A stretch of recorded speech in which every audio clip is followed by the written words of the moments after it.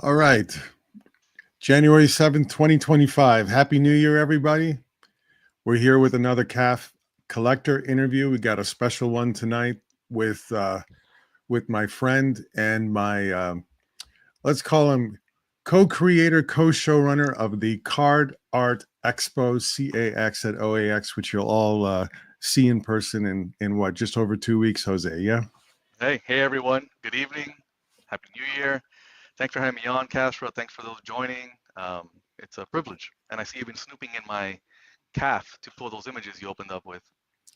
You know, your audio was perfect when we were talking, and now it's a little weird. How about now? Oh, now it's perfect. Yeah, Just like that. Just like that. perfect. It dropped a little bit. Now you've been on StreamYard before. You know on the right side there's a comments thing. You want to monitor what these guys say. Like, you know this guy, right? James Siegel. Never Yeah. heard of him. Never heard of him. Yeah. And then you got Stingray, who doesn't even know where the easiest to find base set cards are What in does he like collect actually? I don't know. I Hmm. don't know. It's hard to tell. Hmm. We're actually gonna highlight people. Why not? I don't know why they sit in. So, I, uh-oh. s- I see people haven't updated their name to Hercules hits. It still says Spidey. That's weird too. Oh, Uh, so Alberto's being polite. That's very nice of you, Alberto. Thank you. Yeah, hey Alberto's Alberto. texting me a lot today while I'm really busy. That wasn't polite, but hey, this is polite. Saves it for our guest. Every time So, Alberto posts, I'm like, geez, wow, another Card stunner. Collector Show, and even Justin's here. Thank you, Justin. Good to see you. Hey everybody. Um, I think if I don't highlight something from Marcus, he might post even more. So yeah, he's looking for the 4C Comics channel. I think I said this the last time you had me on, but everybody does, I know, but I really appreciate Marcus's comments. It lets me know that people are actually looking at the stuff on the site. It keeps me Oh, honest. they're looking. They're Uh, definitely looking. Jeff Whiting, don't you worry. Don't you worry. This will happen all night. Jose, while I'm doing this, why don't you just say who you are and if you want why you're here, but just a little bit about you, just a little bit about you. I have maybe 5 prepared questions, but your name and what do you mostly collect? Let's start there. yeah. So I'm not a professional baseball player, unfortunately. Although you Yeah. might see somebody with the same name. Married, very happily married. My wife very much supports the hobby. I got 3 boys. They're pretty little. But since the late 80s, I've been collecting non-sports cards. And in 1990, I moved into Marvel cards. Um, Towards the turn of the millennium, I made a switch over to, not a switch, but I bolted on the sketch cards part of Marvel cards. I mean, it's not a brag, but I had collected the vast majority of the Marvel cards that there were to collect at the time. And so I kind of shifted over to sketch cards because they're each one of one and they're beautiful. And then eventually, when prices of Marvel cards and sketch cards hit a certain dollar amount, um, as I was perusing eBay, like, literally doom scrolling through eBay, and I would find some Marvel card art. I was like, wait a minute, this is, for a little bit more money, I can own the original art to a Marvel card. And, that to me, once I got the first couple in my house, as everybody probably on this that has any kind of original art can probably knows the feeling that when you get it, you're like, oh wow, wow, this is something else, right? So once I started to get the first pieces of Marvel card art, a large percentage of my collecting budget shifted over to even more so to sketch cards and card art. And now the majority of my collecting budget, I'd say 90%. If I have to split between cards, art, and sketch cards, about 90% is just card art. Oh, the So sketch cards is mostly in the past now. Then is that what you're saying? I would say so, yes. I Okay. still acquire sketch cards, but it's nowhere near like I used to. Nowhere near. Yeah. So, And I Marcus. and I think and I can think of a few people, a lot of us Marvel card collectors are in the same boat. A lot of us have, for them it's happened more recently than for me, but it's happened. So much so that I think sketch cards have taken a little bit of a dip because of it, in value. Got it. Yep. The Marcus is going to send me his resume for the VP of chat. I second that nomination. Yeah, and even if he doesn't, I'll send out a press release anyway. Huh. So a long time collecting card art, and the comic guys and gals, they had it in their collection if they liked the artist or the piece, but they really didn't care that much about it. It's a pinup, but I was gung ho about it. So I've been gobbling it up, quite frankly, for a number of years now. Like So literally wait, the gobbling it up. cards started in the mid to late 90s, 80s, excuse me, right? For you? Yeah, very young, at a Right. very young How age, about like 5, comics? 6 years old. So 5, 6 years old, but collecting like good amount. where do the comics come in? The comics came in You weren't maybe no around way you were 90. cards first. You were I cards was first. cards first, yes. Sorry, I were was you cards first. Marvel cards? Even Marvel cards before comics. Wow. Okay. Yeah. Never heard of that. 1990 were the first Marvel cards I held in my hand, and then I started going to the card shows with my dad, and at the card shows, they had comics. Or at the card Okay. shop, they had comics. So then that sort of, started getting, I did collect comics, and I have a massive comic book collection. So I was picking up, issue was released every month. I was grabbing all the ones of the series that I was collecting, went backwards to some key issues of Wolverine or Spider-Man or what have you, because I, like them, but the focus was cards for sure. So baseball cards too, or basketball, hockey? No, zero. No. Really? Only No. Marvel? No, because the reason is pretty simple.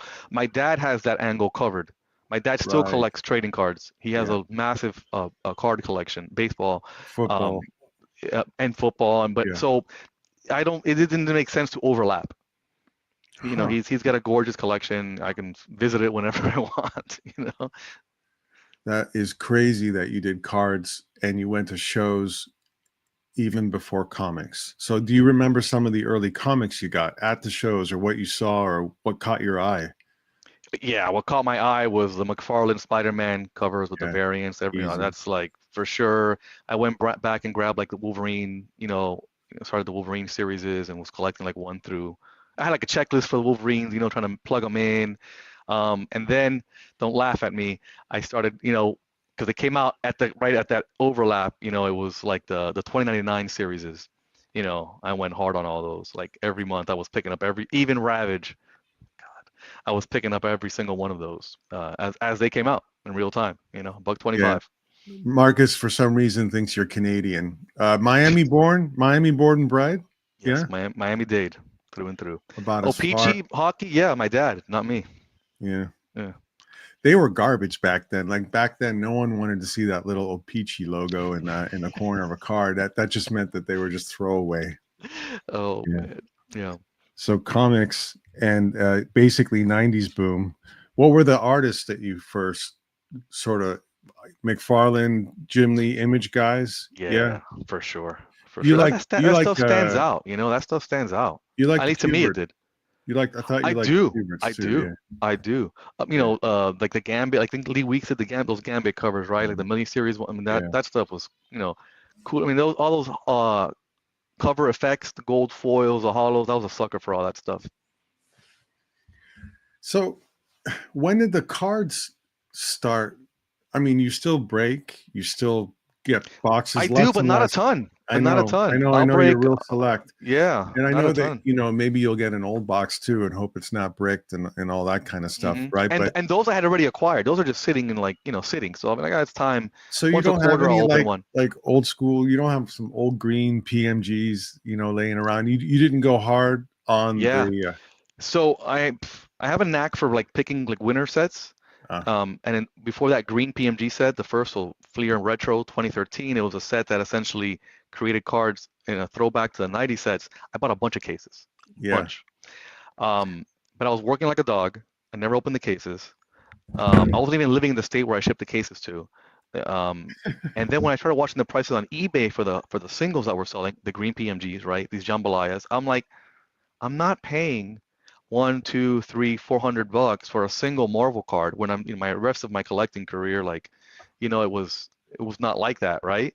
So then I just bowed out. I'm like, you know what? I'm not gonna touch this, and I sold my cases for a small markup, nothing like what they would have sold for now. Like it's just ridiculous. I would have kept one case, I would have been golden.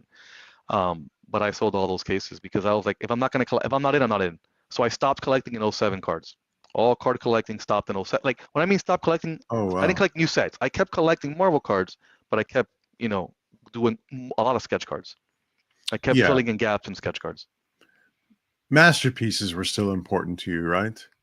Whenever there was a masterpiece set, that was a kind of No, no no, kidding. because so I'll tell you a Even story. So 2016, yeah, even so 2016 is gonna come out. We know that Joe's gonna do the art, but it leaks that the artist had been asked to only do homages on the sketch cards yeah, to I the know that was 92 terrible. That cards. was And terrible. at the time, not only me, but the whole hardcore sketch card community was like, this is lame. Like homages are fine, but a whole sketch card set that's forced homage Sure. to is boring, right? So we didn't go in. We didn't go in. So the sketch cards were one of the priority components of deciding whether to buy a set. Big time. Yeah, you weren't you Big were time. it didn't matter that it was Jusco or Bianchi or Palumbo or Dando Santos in a row. The brand didn't matter so much as the sketch cards, who was in it, and what were the odds of basically of Listen, a pack pulled card. I have a distinct memory getting a already open box of a set called Marvel Creators Collection 1998. I had kind of like I didn't care much for it. The base cards are meh. But I was like, it's a great way for me to just make the set, knock it out. I paid $50 for the box open, but it had the sketch card and the auto. So it comes in the mail. I had seen pictures of the sketch card. I looked scribbly. I get it. I pull it up. I'm like, oh my God, right? Oh my God. It was a Mark Teixeira Wolverine, right? I was like, what is He's this? That's his character. I was like, what is this? Yeah. This is crazy. That's it. It was over. Once I had that in my hand, the sketch cards, it was like all in. All in. Because I've always liked art, right? So, this was it. Now, Marvel cards and art ain't, intersection. Everyone's unique. And there's a collectability that you can chase. Again, the old sets had become, it's not boring, but I had done that. I had checked most of the boxes, holes to fill that I had a checklist for, and but they're kind of rare cards, so they'll come up when they come up. But it was kind of like I needed something to chase. Sketch card was a big chase. I mean, Oh, they sketch were cards, huge. because you can really go deep. You can go one per artist. You can do different characters per artist. Like there's a lot of ways to do it. And so I went pretty hard on that. Yeah, I mean, I was down in Miami for with Steve with the 2016 Marvel Masterpiece Jusco sort of reveal thing. Jose was nice enough to have us over to his house for some good food and pastries and stuff afterwards, and treated us to some binders. And I'll leave it at that. I'll leave it at that. It's crazy. It's the depths, like. Uh, I wasn't educated to not enough to know what I was looking at. Not even close. Yeah, the diehard sketch collectors can tell you like this artist did 50 cards for the set, 10 of them were inked, another 10 were full color, therefore, and then we'll pay a premium. And then tier the quality, Oh like yeah. 10 of them were okay, 15 of them were repeat poses, the signatures Yes. varied. Yes. Some of them Yes. they signed on the back, some of them Yes. I mean, This is the best example of the batch that went on my way to get. Like I mean, at the height of this, we when you had a say lot we, of sketch card give me knowledge. an N of what? You're talking about 15 guys, 3 guys, 18, and 1 girl who just kind of slipped in the side door. What's going on? 30 to 40 in a kind of like a group that conversing like frenemies, a frenemies group of 30 to 40, and then a bunch of collectors that just weren't in the group, but they're buying on eBay, etc., or It's a real group then. Back then, was it how are you communicating back in the Yahoo, day? a Yahoo group. Yeah. I gotta And highlight this just real quick, and I'll allow you to decide what you wanna do with that. maybe you have to stay and watch the show if you want to know if there's any Jim Lee art. Stay and watch the show. That's right. Stay and watch the show is a good answer.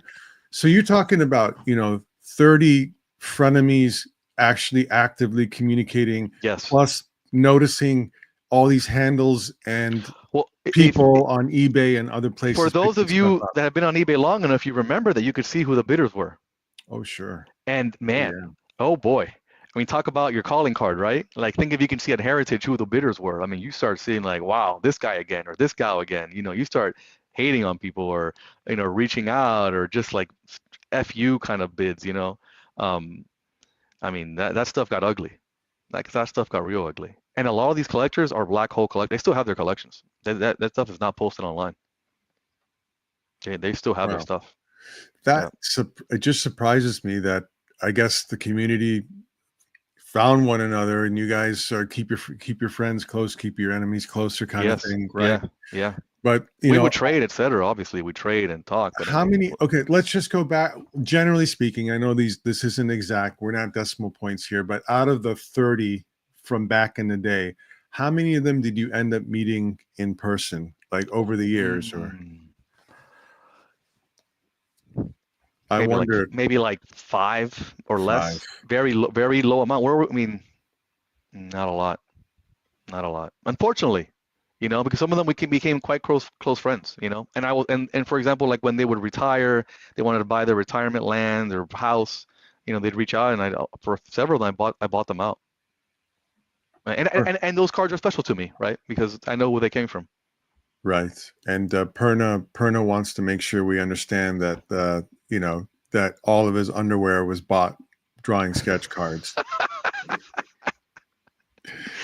Oh my And God. actually, at OAX, you can get a used pair of Perna underwear for a pretty low price. It's, you know, if you're in the market, like it's pretty affordable and quite comfortable.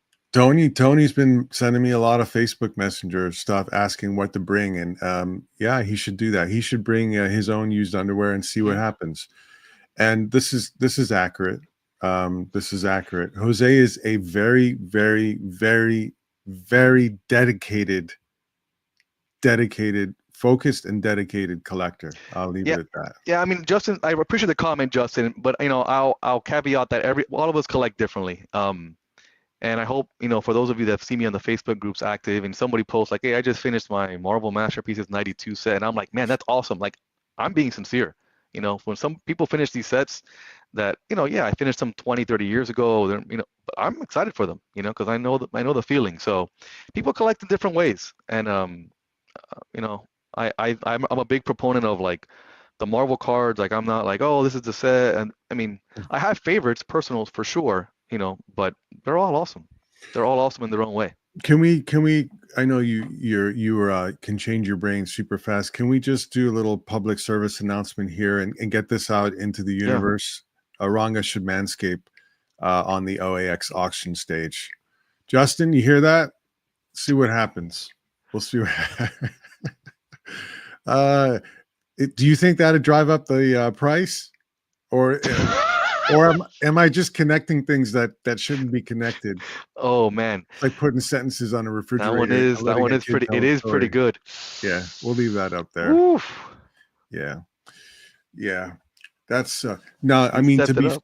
to be fair, what happens in like let's call it our world in a comic art world. Uh, Different years kind of trigger different levels of anger and regret. So when someone says they started collecting in 2007, it pisses off everyone that started in 2012 because if they only started in 2007. When I started in 2002, I'm like 98 was about the cutoff. And Yeah, it really was, by the way. Of course, I believe that to this of day, course. right? When you said 90, everybody here was pissed off. Everybody here is completely upset. I mean, tell us a little bit On about. uh, on the Marvel card side, fair. But I would argue that I'm equally annoyed that I didn't get into the comic art, some more comic art earlier. Had it in my hands, was at the shows, right? Right. Was looking at it, you know, and just the personal finances weren't at the level where I was, you know, where I could do that. If they were, I would have been buying the stuff. Yeah. I mean, you know, we'll go through some of that. You know, I don't know what you're willing to share, but maybe on a relative basis, I'm, you know, this stuff was fairly bountiful I think it's fair to say, in the 90s, right? It was a niche thing. There were a lot of sketch card inserts, a lot more Sure. than we're accustomed to now. The pricing on boxes was, you could have a lemonade stand and buy a box of Marvel cards at the end of the day, where now you have to steal, you Yeah, have to steal money for. It's like Noel Grego's new, was it 500, 550 a box for the insane, 24 Marvel masterpieces? insane, insane, It's a little insane. rough. I mean, Yeah, but the cards are thicker. that's a downside to me, actually. Yeah. I'm gonna get more binders to hold them. That's annoying. Huh. Yeah. So sketch cards ended up genuinely being the first sort of original art love. Would Yeah. that be fair? Even before the art for the I, cards? yeah, I had some card art that came in at roughly the same amount of time. But I went hard on the sketch card rabbit hole. I didn't discover Heritage until hella late. I Mm. don't know why I said hella. But if I had discovered I'm like, where are these people You're getting this stuff talking from? like mid 2000s late? Oh No, no, even later. later. So I missed a lot of Oh card art. wow. Yeah, if I had knew about Well, Heritage, you were really in your world then. I was from eBay. I had no idea that Heritage existed. No Well, idea. If I knew wasn't that, eBay was a primary importance back then yeah, I too. was living and dying on eBay. If I knew about Heritage, oh my God, So I you're would have bought it. thinking if you knew about Heritage, you would have seen more art for cards, a lot more art for I see the cards. completed. I was collecting card art, when a lot of those auctions that I saw, like, and I would have paid those prices. Then I would have paid those prices. But you I were just still didn't mostly know. you were dealing mostly directly with artists, I take it back And then, yeah, for and card eBay, art. artists and eBay. Because again, I started in 2002. I got pretty serious by 2004. I went hardcore for let's say 10 years, right? And I'll say it on the mirror side. I didn't see a lot of card art. I didn't notice a lot of stuff that said this was published in this set.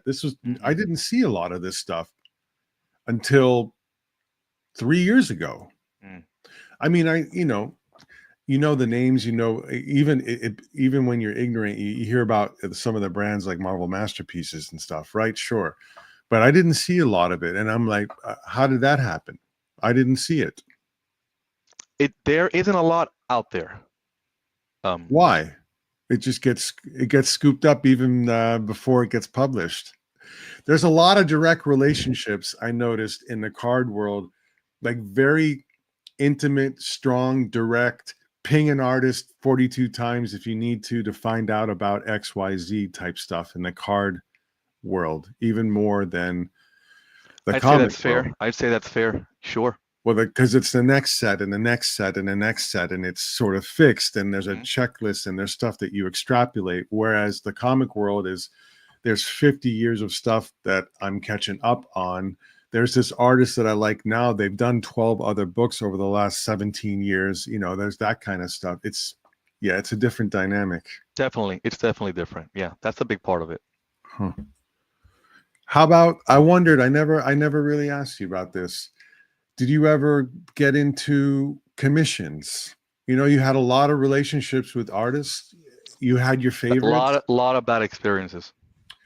What do you consider? A high percentage of bad What do you experiences. consider a lot? Because some people think 1 or 2 is a lot, or 3 out of 20 is a lot. That's why I said the high percentage of the high percentage. Yeah, the high I didn't like the high percentage, and it's like it was the prime examples of never meet your heroes, and it was There is a lot of that because it doesn't take much too. Yeah, and it was like, I'm talking about like, hey, we've all waited for commissions for months. I'm talking about year waits, years, and then, after the second, third year, I was a college student, right? And so for a long time, and, I was using my little bit of dollars to prepay these things, and it was hundreds of dollars, and homie don't play that. So I'm that guy that was like, I'll see you at that con, and you better have that commission ready. Yeah. And it was always ready, but I had to show up at the con. Yeah, there is a lot of weird stuff that goes on with Very unfortunate. So commissions slow down. Like, I try not to do too much of it. You have some though. Yes. Like commission. Not all of them. Oh yeah, I don't think I've sold a single commission. I think I've traded a handful for but I keep all of my own, most of my own. I don't sell and trade, and I don't sell much often. This one right here. Let's do that too. Let's get Bill. Bill will come back from his anniversary drink with Maureen and cry, seeing how successful tonight's show was. Right? Come on, let's do it. Yeah, Stingray said he just did his first Heritage this year. I mean, we all have blind spots, or like we feel silly. Again, for me, first comic book I read was like in 1975, and I didn't know about art until 2002. And it was pretty much because my brother moved to San Diego. There was this gigantic thing called San Diego Comic-Con. He said, you should probably come out for it. And did you know they sell art for the books? And even then I was like, what? Huh? So I started to look for original art of the comic books that I was reading real time in like 94, 93, 94, 95. But guess where I was looking? eBay. And the particular books I wanted art from that I was willing to splurge on, they didn't come up. So again, if I knew that Heritage was doing this, it'd be a different story. Yeah, I think we're all glad you didn't know about that. Because you're one of the you buy and you keep. Oh you yeah. know, a lot of us, there's a turnover, some more actively than others, some to fund additional stuff, but I think you must have kept more than 95% of anything that you've ever bought. I mean, Maybe, sketch cards and art, yeah, more than 95%. Yeah. Yeah. Cards, some cards got rid of because they were duplicate, like a duplicate of a set or something. Yeah, sure, but one stuff like kept. Tom, what did I do to you? What did I do to you? Did I blow smoke in your face? These guys want to see art, Castra. These guys You know what? and Just gals. me asking him that, he's what do they call it? Snowflake? Oh, he's not going to like being called a snowflake. We'll talk about it. We'll talk about it. Oh man. Oh, what do we got here? We got more comment. I think I'm mostly caught up. That's okay. We should start art soon. I don't like to wait forever for the art thing. Let's So, go. We can get questions in the mix. Published art though, you must have dipped your toe on one piece here.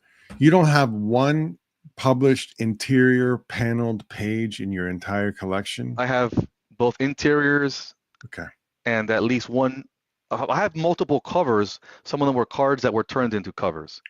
I have one true cover out the gates. It's very special to me, and I don't want to say what it is because I'm still looking for others from the same series. No, just one. Just one, yes.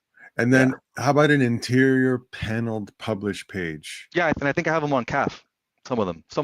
I think I have like a 10, maybe 10 in 12. Your entire collection. That's incredible. That is absolutely incredible. Wow. Not a lot. How about comic reading? Very select over the last. In the last 10 years, zero. But for a long time, a ton. All those comics that I was buying, I was reading. Like all the comics that I mentioned, I was reading front to back. Like, excited to see what's going to happen, like many of us, right? It was not just buying comics for like collecting, it was buying them to read them. I think Perna's I'm a fairly, was reading a lot back then, comics and books. Perna, ask number one Marvel fan how old I am. Let's see what he says. You follow Heritage now pretty closely, right? They have more and more. They have more and more card art. Not only Heritage, again, once I realized what's happening, like somebody recently was like, "Oh, I had no idea you watch like the European sites." I'm like, "Bro, I'm watching everything." Once I figured out what's going on, I'm like, I'm not gonna miss any more of these. Sure. And it's been that way for a few years too. Yeah, I don't think you lean pretty hard towards any one character. No, I have maybe a top 10 to 12 like characters that I have affinity to, stronger one, but that I collect hardcore, zero. James is making all kinds of conclusions. He's good at reading between your lines. Yeah, Jim Lee cards were turned into covers. If you had to pick a couple of just generally, like you happen to have more of this character in your collection, maybe because people are just good at drawing and painting them, So I have a pretty comprehensive Excel setup on my original art, not for my cards. That's another ballpark. That's another ball game. But for my original art, it's pretty well organized and cataloged, and I run a lot. I love Excel. I have a lot of pivot tables that tell me all kinds of funny stuff. So I know my top 4 characters by count. right? Oh, And surprisingly, it's like Wolverine, Spider-Man, Deadpool, and I think the other one's Captain America. It's pretty interesting, pretty funny. Captain America. Did you hear that, Alberto? I gotta, Wow. yeah, I think Captain America is like top 5. So a lot of the But primo characters that in any happened. That case, happened more like, that's. I think that's more of a function of they're just more more of them. frequently represented on cards. Yeah, Therefore, they're more. They're more of them in my collection yeah. versus something else, right? Uh, there's general question about museums being opened. Who's gonna? Uh, You can visit the museum at OAX, right? That's as close as we're gonna get. I don't know. Me and Maybe Steven, me Stephen and and Steven's Jose will end gallery. up with something together. There's no doubt. Yeah. Huh. How's it going, everyone? Going Oh, great. Thank you. no DC. Somebody asked me recently. They were like, "Oh, yeah, because you don't collect DC card art, right?" I said, "Who said I don't collect DC card art?" Yeah. I probably have, because I have a catalog, I think 50 pieces published, DC card art. It's not too shabby of a number for like passing a lot of it, really. I'm looking forward to what Upper Deck does. Honestly, I'm just looking forward to see the art that's generated. I don't need a 100 card base set to have like 80 bangers in it. I'm happy with 8 of them just being great new renditions of Sure, characters that I mostly sure. don't give a about. And I think we'll see that. I think you'll Yeah, get that. yeah, yeah. Okay, so let me bring this up. Let's do this. We can always talk. We can talk about anything during this stuff.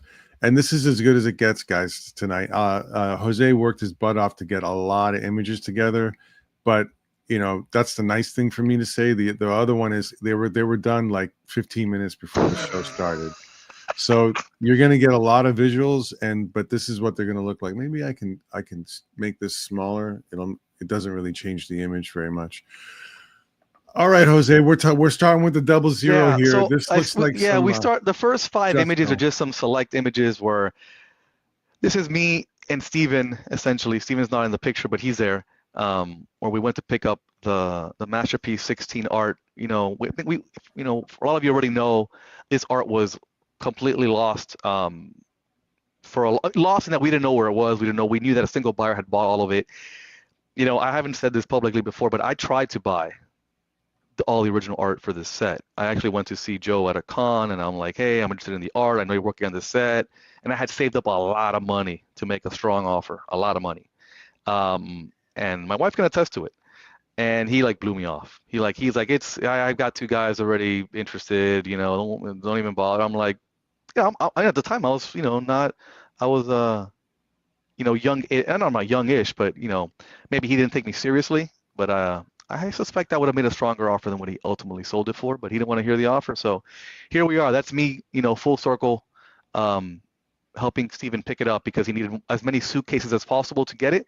And so I went as to help him carry it back. So Maybe I didn't catch you, Jose. The context of when you asked Joe. Did you ask him right around the time the card set was coming out, or yeah, years? I was at Tampa Bay Comic Con. I went all the way over there. You asked him when you actually had a chance to actually buy them. You didn't Sure. know whether they hadn't been sold already to whoever the private No. person. No, he was promoting the set. Even the poster for the Comic Con was a set promotional poster and everything. So I knew about the set. I've never stopped collecting. So I had saved up the money to make a very strong offer, and I went over to talk to him in person. And he was like, nah. He's And I think like, I got people lined up. I got 2 people who were interested. One of I them's think gonna it's buy it. public, I'm like, but all right. I mean, I won't say too much of it. We know that it was essentially consigned and sold complete. That's what we know, Yeah, right? yeah, it was sold complete, right? Yeah, and that's the way I intended to buy it as well. By the way, I wasn't trying to cherry pick. I knew that he had sold the '92 set all intact, so I figured he was willing to do the same. So this is, you're picking up the art in some undisclosed location, and you guys are transporting it back. And what are the dimensions? I saw them all, but Shit, I don't want to misrepresent the dimensions. Is it 10 by 15? it's Because not. That sounds about right. And it's edge to got edge, that. right? And we should laugh about that tape on the bottom because Joe's very particular about things. He's Yeah. like, dude, So yeah, yeah. go ahead. I think I'm not gonna. I don't want to misspeak. I think he covers up where the painting sits on the easel because he's not finished, right? Because you can't hit the brushstrokes all the way to the bottom, so he tapes it up to make it like a full beautiful piece.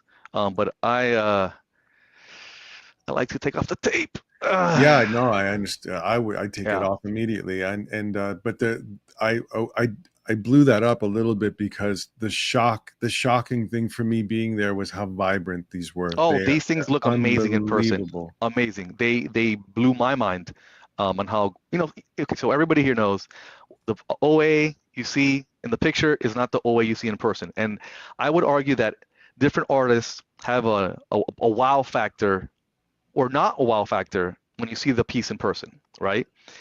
This is a wow factor, an uptick in wow factor. So if you see like one of these Just Go pieces, what you're seeing in this image right now is not what it looks like in person. It looks a lot better in person. And I'm It saying does. that I really think I'm saying that without bias. Well, I'll say Um, it. It's spectacular in person. yeah. Yeah. The last artist, the other artist that to me has a huge wow factor is like the Hildenbrand. So you get a Hildenbrand piece and you see it in person, it literally has physical depth to it, right? You literally see their paint strokes on there.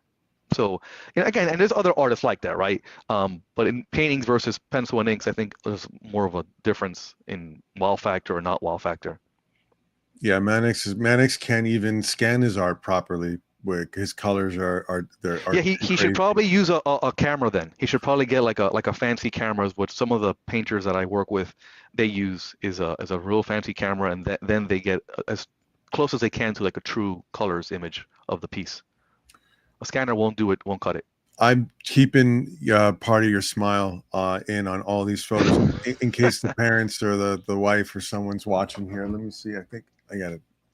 Okay, this is this New York Comic Con when you It did the is New New York York Comic Con Comic Con, thing? yeah. It's the first video of you that I saw.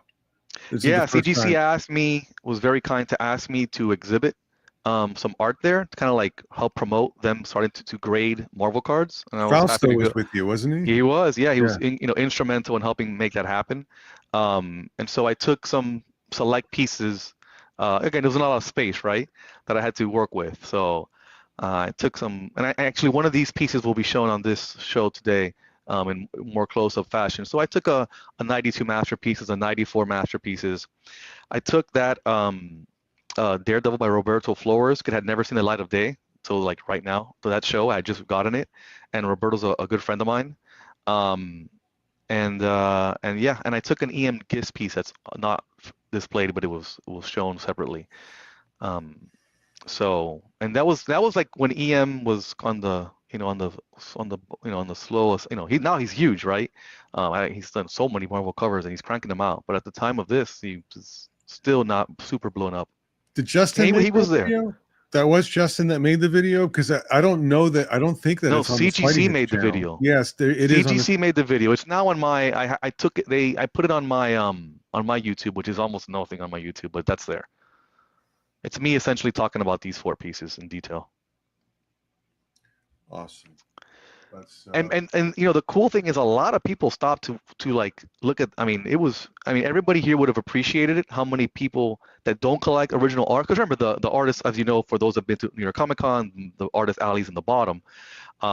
So a lot of people who just were there for other things, toys or whatever, they were stopping here a lot at these, and it's they were actually really cool when I saw it to see the art next to the cards and the different varieties and variants parallels of the cards was actually really cool.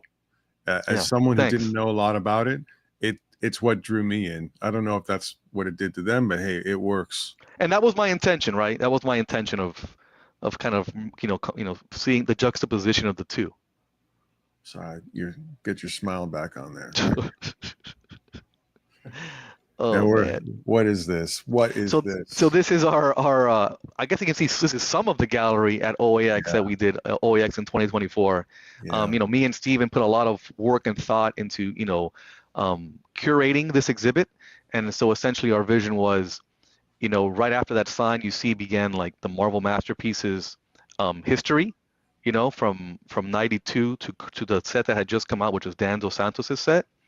And we were only missing a 2016 piece, right? Because where the heck was it? But other than that, all the sets are represented there. Like every single set is represented, right? Actually, the first two pieces are just to the left. So you can see an Electro on top from 92 Masterpiece. You see a Polaris from a 93 Masterpieces. Thank you, Justin. I love you for that Every time I see it, I think of you. Thank you. And then the 94 Hildebrands and all the way through Dan set. It's crazy. Sorry. Here. This was completely nuts. Well, a lot of nostalgia here for a lot of people. And there, by the way, there's like the Weapon X by Boris Vallejo that Steven owns, Right which is here. an absolutely off the charts piece, Yeah. To the left of it is Julie Bell's Julie Mystique Bell. from the Yeah. 96 set as well. This Electro, I think this was the Electro. That one is really good. Yeah, there's a lot of cool pieces. We tried to pick pieces Thanos, like the Hildebrands that I took to the show. I purposely picked because they had been made into covers, into variant covers. So I figured the comic guys might get a kick out of it too. Here's some a disingenuous comment from Marcus just for you. Yeah. And then to the left of the set, we had a little mini Fleer Ultra Spider-Man from the various series, and then to the left of that, we wanted to showcase we had Adam Kubert just because he was at the show, and then we had pretty much like not all up and coming artists, but definitely artists that don't get enough love is how I'd characterize it, including some newer artists that are not in the picture. But the videos are on Spidey Hits YouTube if you want to see, because we did interviews with a lot of those artists that were kind enough to like video in. So we did interviews with the vast majority of the artists that you see on the wall, which was really cool and I'm very gracious of them. Justin's saying he made a better video for New York Comic Con too. Yeah. I gotta go check that out. Marcus wants to know what's your favorite niece, I think is what he meant to write, not piece. Yeah. Oof, I keep that one close to the vest. Good. Go ahead, Casper, go. Yeah. This is a candid photo of two random dudes, maybe somebody watching now, who were just like really, I have a lot of photos like this from here, this show and from New York Comic Con. I like these kind of photos where it was people who just stopped and stared for a while.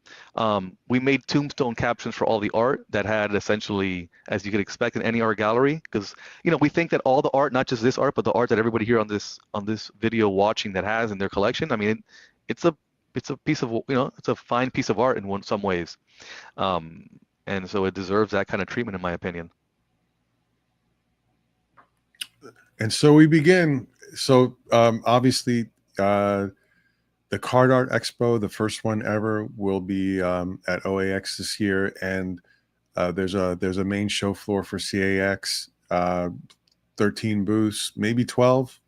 Give me a minute. It might end up being 12. But we also have a where the Adam Kubert sort of double gallery was at the first OAX show, if you were there, is now going to be the CAX Special Gallery. And the guys are kind of formulating what they want to put in there, but it's going to be a lot of art again, and there's going to be some live streaming and some panels and for sure going on. We're going to make it fun. I am not related to Steve Caballero, the skater, but I loved collecting his shirts in the 90s. So I definitely rocked those shirts. Yes. And my brothers did too. We loved them. Huh. So this is what the shot was really about, I guess. Receding hairlines and things. Was that really a commercial, Jason? For all the guys are going to bellyache telling me, I didn't know there was an Adam Kubert gallery. Oh, really? There's 50 pieces right there, and people are walking out stumbling because their knees are weak, and it's on a brochure, and everyone gets it, and we say it in advance, and it's all advertisement. Yeah. It's all advertisement. Oh my God. I love advertising. I'm an ad man. Stan Lee was my hero. All right, what do we got here? Give these guys the juice they want, Casper. Give these guys the juice. No, thank you. What do we got here? I wanted to open it up with an attention-grabbing piece. It is. I showed it yesterday on a different interview that I did, and I figured a lot of people have seen it that follow the auctions because it went up for for auction not too long ago. But I had been waiting for the right Arthur Adams piece to come up, the right one, because they're expensive, and if I was going to throw down the cash, I wanted a big winner. So this is a piece that I was willing to die on the hill for. I'm going to wait for you to tell me go ahead and do the next one for a little bit here on out, unless you want to go ahead, go move forward. Yeah. So this is the card that the art is for. That was the back you just saw. This is the front of the card. It's from the second. Well, It's from the 91 Marvel Universe series. Many of us call it Marvel Universe 2. It's a misnomer. It's not really the second one. It's the third one. And you can even argue it's the fourth, fifth, or sixth. But anyways, it's definitely the 91 Marvel Universe. The whole set is original art. It is done by comic book pros, current and past at the time. And this card is definitely done by a pro. So if you go to the actual artwork for this piece, it's amazing. Do I interrupt this Art Adams moment, or do I laugh at these guys saying one-word signage when there was a sign right outside when you walked out the main floor saying what the two galleries were? I don't know what to tell you guys. There's no answer. There's no answer. Look at this. That's the answer. Yeah, so part of the reason I chose this specific Art Adams piece to go after is that, in my opinion, you can see multiple different Art Adams style on one card, right? Because these characters are so different to each other. And I think Art Adams does the best thing of any artist. But the character is so different that you can see his different styles here, right? Like, the work that he does on Mr. Fantastic is obviously very different than the work that he does on Thing, and I would argue very different than Human Torch and Invisible Woman. It's on dual tone paper, which I think makes it super cool. Very And cool. it's just I mean, a perfectly executed piece, Has like art normally does, right? Has the paper changed at all since you've owned it? The duotone, has it changed at all? The I haven't owned quality? it that long, Castro. This is I think No a kidding. two-year-old acquisition. It's not that big from what I remember. No, This one. it's small-ish. It is awesome though. This one I saw. This one is so cool. Yeah. Yeah. Wow. So it turns out that people didn't have enough time to see it, and then Justin was overwhelmed. That was very kind of you to say, Justin. And Dave saw because he used to work at hotels, I think. So we're making some progress, guys. We're having a conversation now, right? It's not outright us. Then we're fine. Look at this. So John I Really? wanted to, these guys, who's going to show card art from people that we never heard of? So I want to show, I wanted to catch your attention. So, John Romita Sr., to my knowledge, didn't paint very often, right? No. I haven't seen a lot of paintings by him. So I jumped at the chance to add this one. It is pretty big, and artistically, it demonstrates why he's a master, right? There's like a perfect execution, elegance to this piece. It's pretty impressive. If you want to go to the actual art, Castro. Yeah, this is the front. This is the front of the card. Here. And this is the actual artwork. Again, and it's pretty big. This is a pretty big piece. I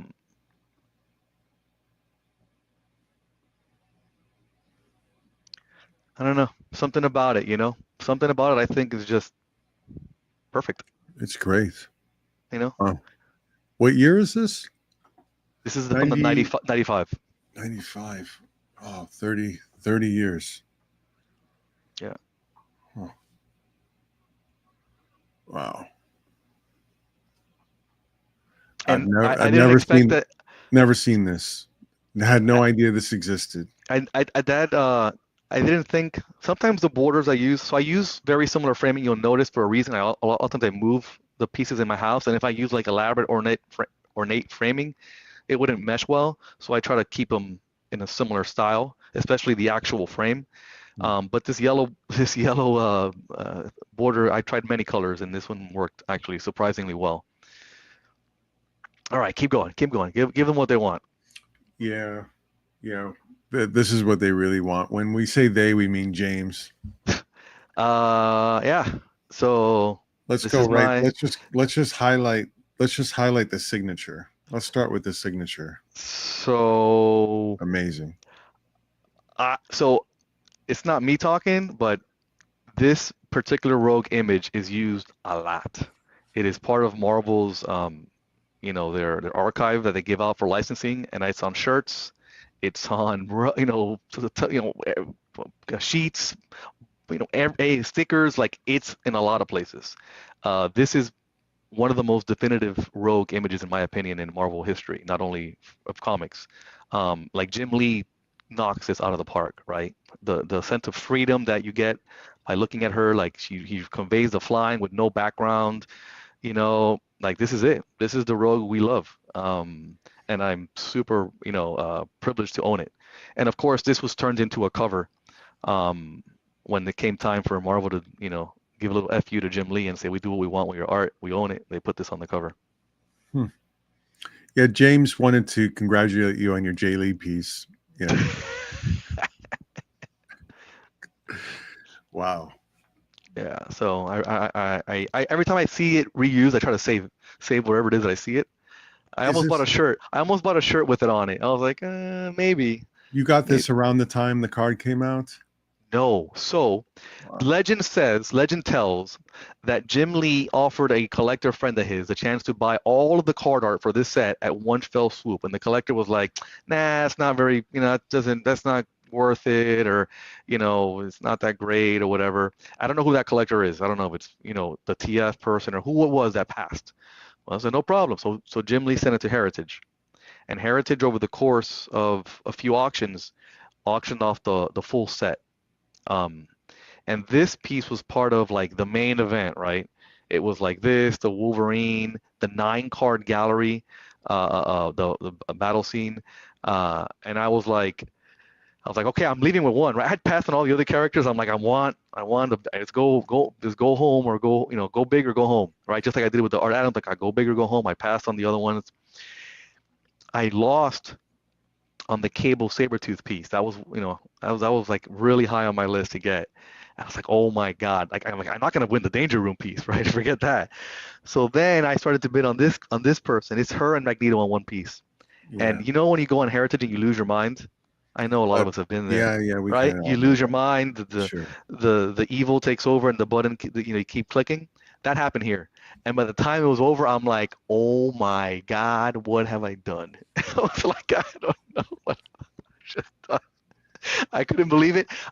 Obviously, in hindsight, thank God I did that. You did great. Thank God I get offers through Heritage still for it, because it's still listed there, and you can make the offer, and I'm like, no, never, but it's gorgeous. It's a nice. I'm gonna leave this comment about Marcus up for like the next 30 minutes. Okay. Brian Peck, I've seen that Marvel Girl. I want to say like it sold not too long ago, maybe 2 years ago. Brian Peck, I've seen that Marvel Girl by Ramit. I've seen I think 3 of the 6 ones.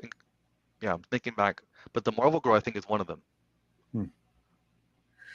This is great. Let's go on then. There's the card. Yeah, there's the card. It's a beauty. There's the cover. Sorry, the image sucked, but there's the cover. Let me just bring it up a little bit. Nick. See, Nick knows I only know half the story, or I know like 20%. Nick knows 80%. So Nick says, I know who it was and why they passed. It wasn't money. Per se. Hey, I would argue that for the right price, you buy anything, right? So. Per se. But anyway, thank God they passed, because I was able to get it. Sorry. So I've heard of this before. I chose this piece, because it's a killer Magneto, right? Like, he just looks, it's perfect, right? It's that like is evil, menacing Magneto. Yeah. Just go scroll down a little bit so I can see the next image. Sure. So this is why I chose this piece, right? Not only is it, the one of the key cards in the set of a Chromium set, it was used for a Wizard cover. And actually a bunch of cards were used for Wizard covers. I'm fortunate to own probably like a dozen cards that were used for Wizard or other price guide covers. And I think a big part of that is because, they're nice pinups, right? And if it was a comic, it would be on the cover already, and they're not going to redo a cover. But so here's the card. Obviously, this translation to Chromium, doesn't do the original art justice. Yeah. And it's sad. Like a lot of the cards are like that. Like at least the Art Adams piece looks pretty good. The Rogue piece looks pretty good. But when they converted the Kubert pieces to Chromium, and they lost a lot of the pizzazz. Who did the cover? The cover, Yeah. this cover right Someone, here, yeah. him. That's the same piece. No. Someone painted. Someone. Oh, probably Jung or some like CGI, like not CGI, but like there was like a coloring outfit that did a lot of cards and stuff. I'm Yeah, not sure. I'm not it sure who did the looks colors. it looks It's hand. definitely computer. Okay. I think it's computer Okay. because the cards were computer. Got it. Digital coloring. Right. Huh. This is around when digital coloring started happening on cards.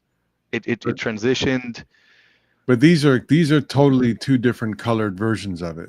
100%. Okay. Yes. Uh, not necessarily. Not necessarily. Possibly, but Okay. not necessarily. Okay. Because, and I can pull it. There's a card I mean, they're that doesn't have the. colored completely differently. No, because you're looking at the chromium effect. Okay. Yeah, fair It's enough. possible. It's Yeah, no, possible. I But the see what you're chromium saying. effect really messes things up. I was looking mostly at this arm right here, like this section right here is completely different. Oh, in that case, yeah. If it's okay, I see what you're saying. Yeah, I see that. I see that. So yeah, and it would be a different digital colorist for sure. Let's have a debate about this. Come on, let's do 10 minutes on this. Timothy, it is Andy, if you didn't hear that. Jason, it's only pencils. Huh.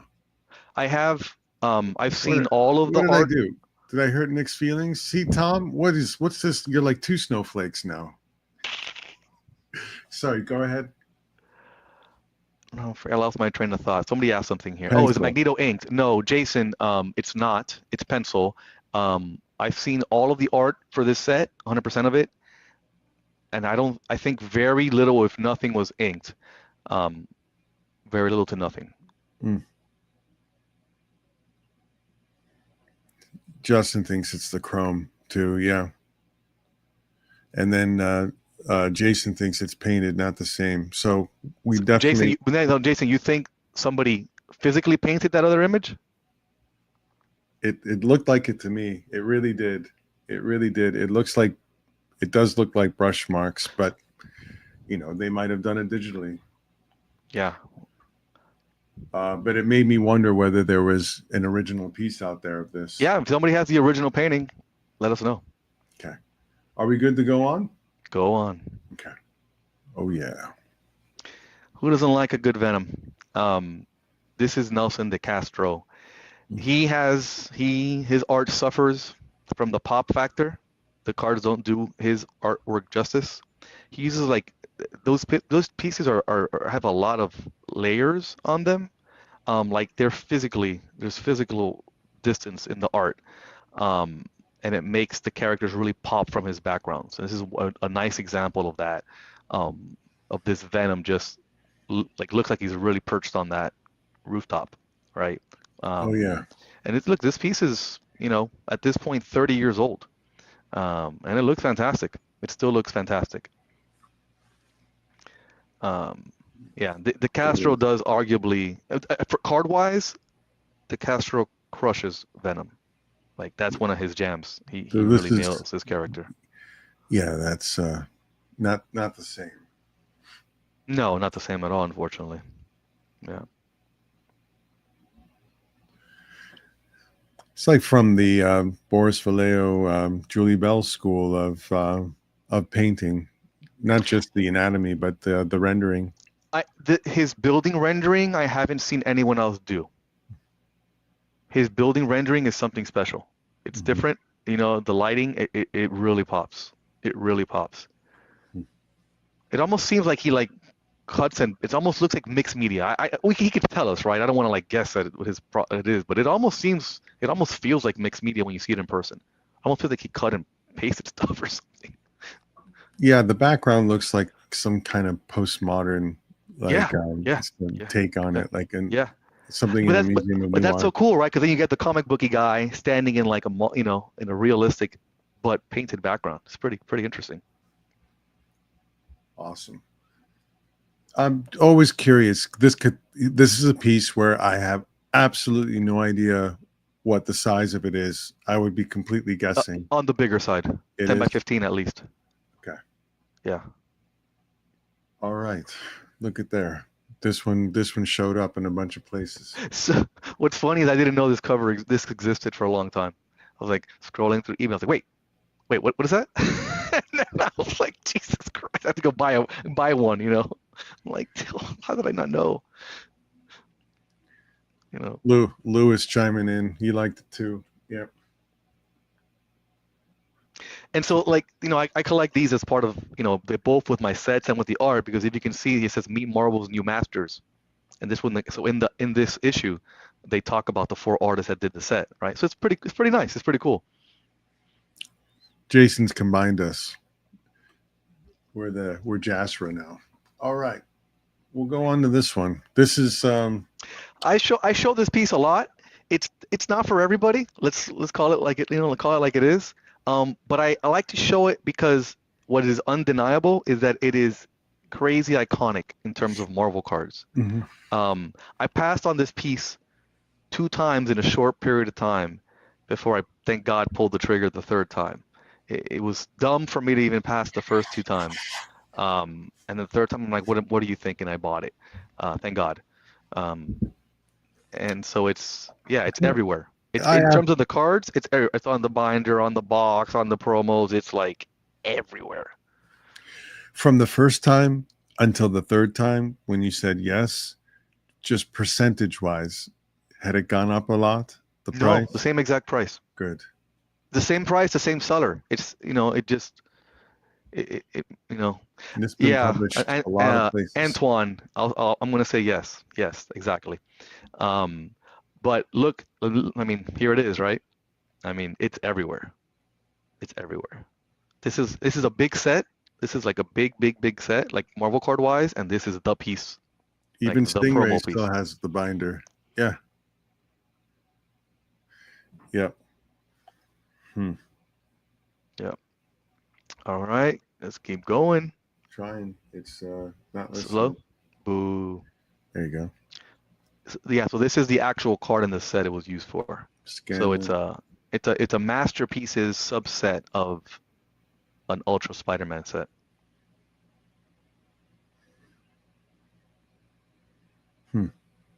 It's big too.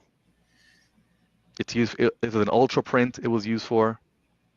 I mean, a lot. There's a lot of stuff it was used for. Wow. And there you go. I mean, I don't know what you want me to say. Like, it was used a lot. Yep. Somebody kept liking it for some reason. Everybody in the 90s, for sure. Yeah. Yeah. Huh. They misspelled Peter's name. What, his last name, Nick? Scanlon? Oops. Should we go on then? Yeah, let's go. We got we're already past an hour and we're only on piece 7 of 20. So let's go. Look so I have a lot of Hildenbrand art. A lot. They're my favorite artists. This is my personal favorite Hildenbrand piece. Not that I own, but probably of all the Marvel art they did. The Hildenbrands, so I discovered them in the doing the Tolkien stuff and in their own sets. And to me, the 94 Masterpieces set to me is the best, artistically, the best Marvel set. That's just my personal opinion. This piece, I love it because not only is it a killer rendition of Archangel, but the Hildebrands used to do before this, after Lord of the Rings, before this, for a while they did religious artwork, all of depictions of Christianity. And so now you have these guys who had really been knocking out of the park doing religious stuff, doing, guess what? An angel character for Marvel, right? And if you see the 2 hands, right, you see that one is closed, right, because Archangel is powerful, but the other one is open, and it's very emblematic of the Christianity angels. One could argue of Christianity's angels, right? They are powerful beings, but they're also very they have a lot of compassion for humans, and I think they knocked this piece out of the park. I have it kind of higher up than the others, looking down, and it's gorgeous. Nice. Yeah.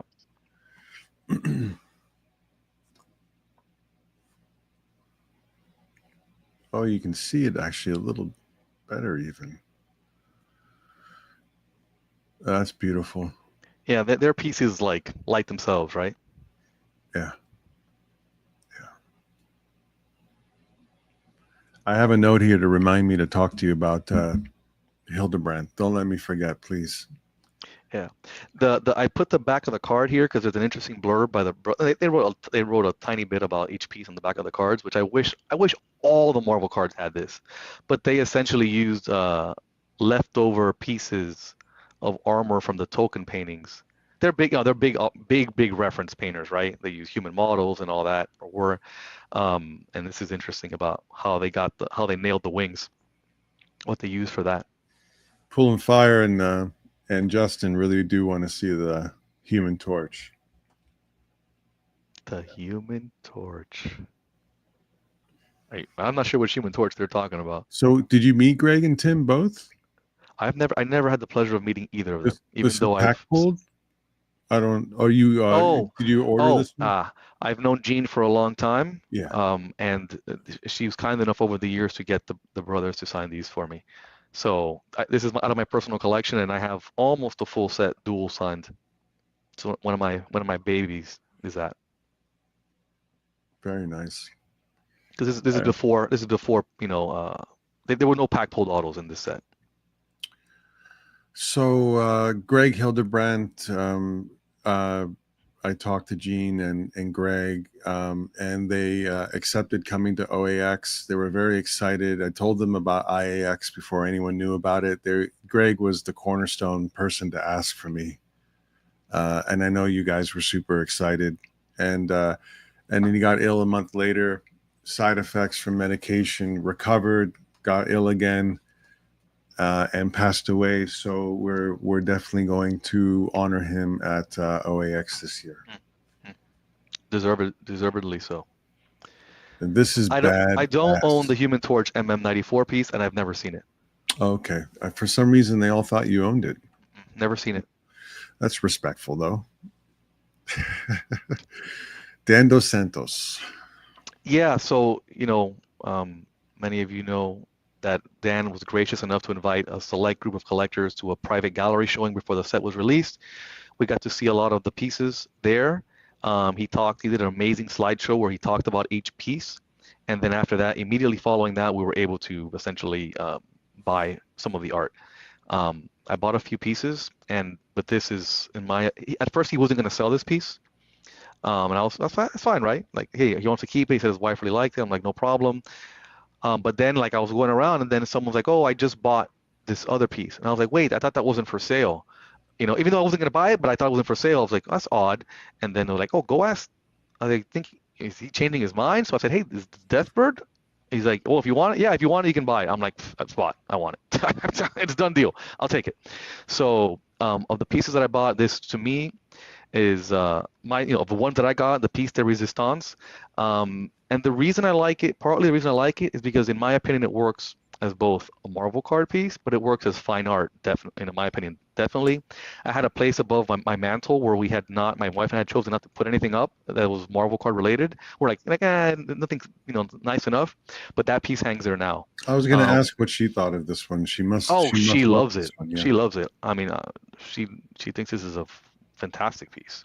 She wanted to put it in a spot where like when you walk into the house, you could directly see it. If we had nothing there at the time, and I was like, it's a little much. So we put it above the mantle. But it's big. It's pretty big. 18 by 24 maybe, and it's gorgeous. Dan has said a few times that he regrets selling it. Yeah, I believe him. I get it. It's really freaking nice, man. It's really freaking nice. He's a very talented painter, and he's a really nice guy. So close thanks, your Dan. close your ears. For letting me have it. Jason D'Ambrosio, close your ears. But Dan Dos Santos will be an exhibitor at IAX at OAX this year. Yes. Yeah. And I brought this piece. to OAX last year. Yeah. This is what the card looks like. Doesn't do it justice, but Yeah, it's like, is it on panel or is it on canvas? I believe this is on stretch canvas. Because the canvas marks were picked up. No, it's on canvas. It's on canvas. It's not on panel. His bigger pieces for the set are on canvas. because you can see the canvas here clearly on the card. I mean, yeah. Huh. I'm gonna keep going. I don't know if Go. Let's go. There we go. That's what I was the hoping. so this deserved a Wow. different kind of frame job. Wow. And we looked at it. We did a lot of combinations. I have a great frame guy. We spend, hours picking how to frame, pieces. But this needed something very special. So that's what we ended. I'm very happy with what we went with here. By the way, if you see glass on any piece that you think doesn't take glass, I use glass on everything because I got 3 little kids, like I mentioned earlier, and you better believe that balls hit these paintings.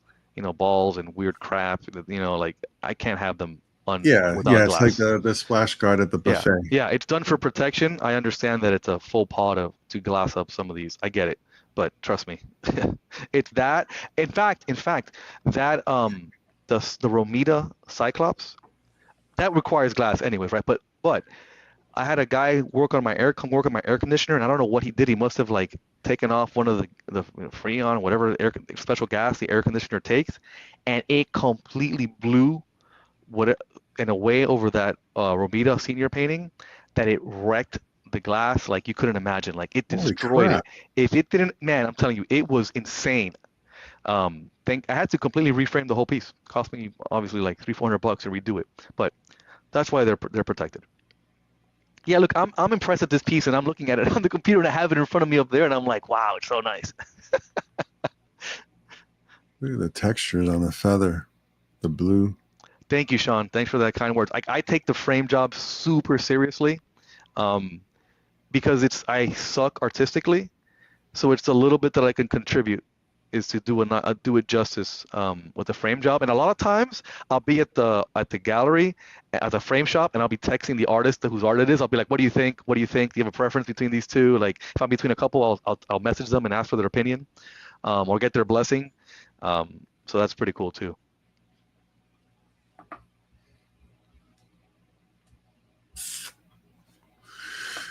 All right, back to From Her to Sandman. That kind of sucks. Yeah, this is one of the pieces that I took to New York Comic Con. Contrary to popular belief, not because of Sandman, but because of the other, specifically one of the other pieces of art on the quad. These cards were done. These specific cards, not all of them, but a lot of them for this series were done on quads. So 4 cards on one standard comic size panel. Just go past the Sandman.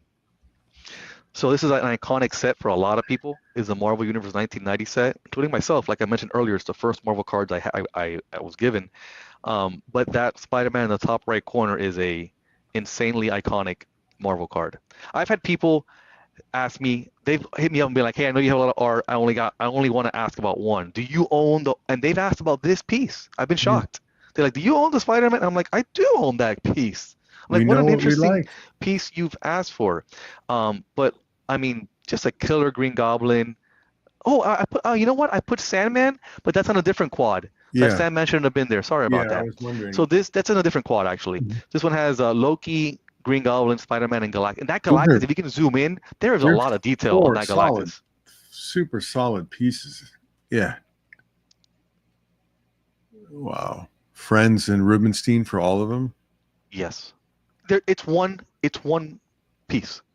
Got it. It's a single board. Got it. And for me, it's blasphemy to chop them up. I know people that chop them up. That's insane. I would never. Somebody has told me that the Green Goblin was very reminiscent of Romita Sr. And I can see that. It looks like Romita. Yeah, right and Friends draws from Kirby, Romita. He draws from them. Yeah. And I totally see that. And the crazy thing is that Romita did work on this set, some cards. But when I did all my research, it came, the preponderance of evidence, including Ron himself, said that this was him. Yeah. Wow. And we should look at the bottom too. It's a cool little touch that they did this. Friends on the left, Rubenstein on the right, and the 4 same characters. Yeah, these were the card backs. Yep. And this is a lot of the cards art was like this. This straight up friend's Kirby right there on Galactus. Yeah, and Joe, this is not a 1988 piece. Joe Rubenstein started to sign like 2018 or something ridiculous after I specifically told him, you guys have all met Joe. He's a great guy. But, I said, hey, just a signature, no You've date, all met right? Joe, Just but a signature, no date. He does the signature, and then he goes into the date. I go, what are you fucking doing? What are you doing, dude? And he's like, and I'm like, you need to make that another number right now. You need to make that. This is the best we could do. So I almost jumped across the table to choke him. So, yeah, this is a 1990 piece. 89 at worst case, 89 or 90, but not 88. very cool. There.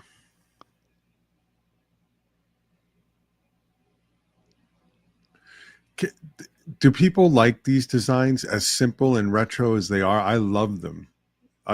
Yeah. They're made for cards. These images were made for cards. Those were the marching orders that Bob Budiansky gave, and people executed really well.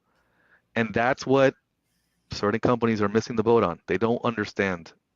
These images are made for cards. That's why they look so good. Wow. I love the comments. I love the comments on don't let Rube sign anything. I love that. Yeah, I haven't highlighted them, but yeah, it's pretty consistent. Yeah. Well, I love this piece. I chose it because it's the epitome of what I think Gambit should look like, right? Like this is the Gambit that I grew up with at the heyday, with this costume. I love the ferocity of it, and like I said on the interview last night, Andy did the first Gambit cover, right? And so for me, this piece is special, right? That the artist who did this card and crushed it, in my opinion. This is the box. This was used, the box art for the set. So I'm, absolutely. I freaking love this piece. I love looking at it. I love everything about it. It's fucking sick. Am I allowed to curse on this channel? I do. I don't know whether we're cool. allowed to or not. Yeah. Please do though. Please do. Yeah, it's late at night and all of that stuff. Yeah, so I freaking love this piece. If you can go to the next, like the box image, I think people will, and those not familiar with the set will understand. Like as close, like it's like saying the cover, right? Like it's like this is not only, it's not like an interior, it's like the cover of the comic. It's kind of the equivalent in the card world. So when the image is used for the box art, that's a big deal. I mean, the editor of the set, is essentially saying this is the image that we want to promote the set with. So it's pretty cool. So it's Gambit, the same image, and then they work this way. He's like throwing the card. And by the way, I don't know if that was planned or not that way, but the cool thing about when they made the set is the Wolverine card you see in this picture here. They made like a special Wolverine card at an angle, and it's glued onto the box. So it's like an oddly shaped Wolverine card that's like glued on the box. So it's like popping out. It's very well executed stylistically. And so again, this is a very iconic image. Awesome. Andy again, right? That was Andy, yeah. That was Andy. This is my very, again, subtle frame job. I like, not too much. I might add an inner black matte to this piece, to a lot of the ones I did single matte. But I'm not trying to go too crazy. I want the art to be appreciated and not lost in a lot of other stuff happening in the frame, etc. We can really see the pencils here now and the variety. Yeah, and that's what the blue does. That's what that blue. So this matte is actually, it's not a double matte. It's a black matte with the blue inner. So when it's cut, the blue comes out, and when we try different colors, and this blue, when we do that against the pencil, the light pencils, it makes it pop. So I do this, that blue inner here, decent amount. Very cool. Thanks, Blue Bevel. Thank you, Marcus. That's just let's go. His nickname for a private part.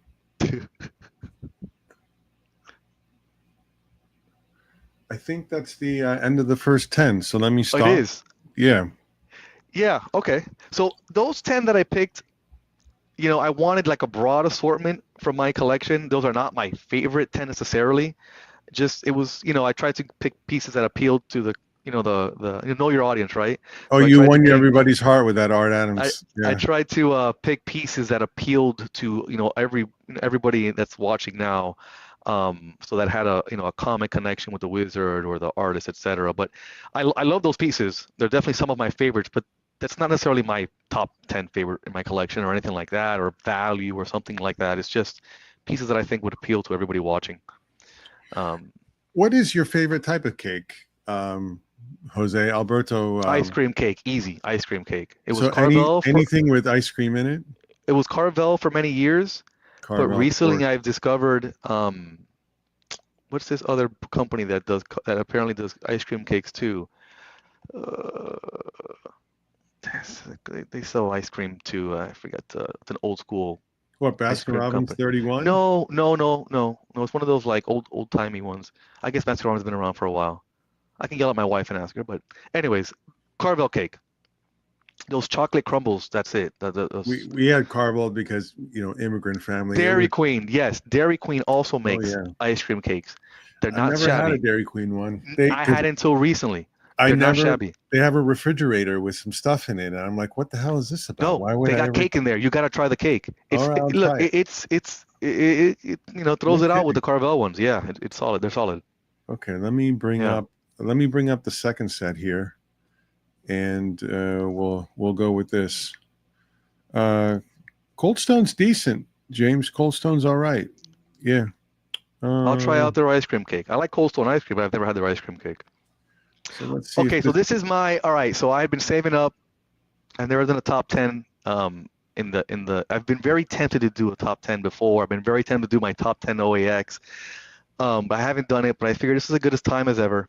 This is my top 10 acquisitions for 2024. They are in no particular order. And the other thing I'll say is that I purposefully try to not repeat artists.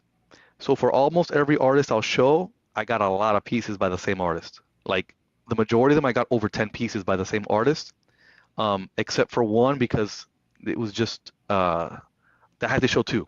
And this is one of them. So Jusco's the only artist that I'm repeating. Um, this piece went up for auction not too long ago. I think somebody on this chat used to own it. Maybe two people on this chat used to own it. I chose it. I got it at auction. I was going to fight it out tooth and nail. And this is the box cover for Marvel Masterpieces in 1993. And to my knowledge, it's the Wow. first time this character was painted for a licensed piece. Please check it out. I'd love to know if that's true or not. But you know, this is an iconic Spider-Man for card collectors. It's a big card. It's a big card. So if you go, it's a pretty piece. Definitely took off that tape. Got some extra art down there. And if you go to the box, you can see Did you why. save Like the tape and roll them up together so you can give them to Joe at a show? he punched me in the face if he probably. But I'm Yeah. very careful removing the tape. I mean, I'm super careful. Yeah. But I don't want the acid. I don't. The tape impacts the piece, even though it's like a special tape. There's an impact for sure. I want it off. So this But is the cover in this 93. is the Wow. box for 93. Yeah. You can see all black, and there's one image and one image alone, and that's this one.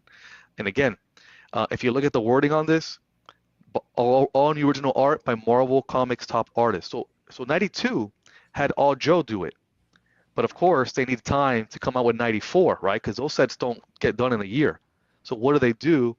They go to Marvel's top artists and they say, can you do 3 pieces for me? Can you do 4 pieces? Can you do 2 pieces? Mm.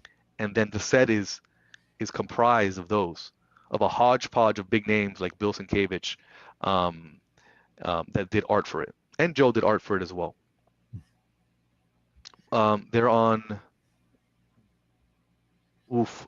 So, and Antoine, the 2016 Joes are on board. Board. Heavy But board. yes, but these, it's like a paper over a board almost. Like Actually, I can. Is it Strass? Strass? Antoine, let me follow up. Strathmore, I don't want to misspeak. I don't want to misspeak. I have an image of the back of the thing, and I'm happy to send it. Yeah, okay, I think it is on Crescent Board. Yes, I think it is on Crescent Board. okay. Yeah, yeah. Huh. So yeah, so this is why this is a big acquisition for me. Iconic, cover of the box. You know, 93 masterpiece art is tough, because it's, you know, there's a lot of big comic artists. So imagine those are locked up in comic art collectors collections. But I love it. It's, you know, yeah.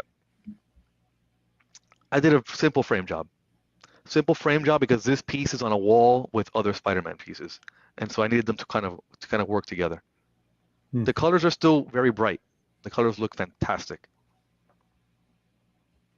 And I was collecting Spider-Man 2099 as they came out, the comics. So I was actively buying them and reading them every month. So in that regard, it was, you know, nostalgic for me. In that, Is you know, that it hit a lot of check marks that I have. Like this I is the was piece I'm going after. Rick Leonardi, if I remember.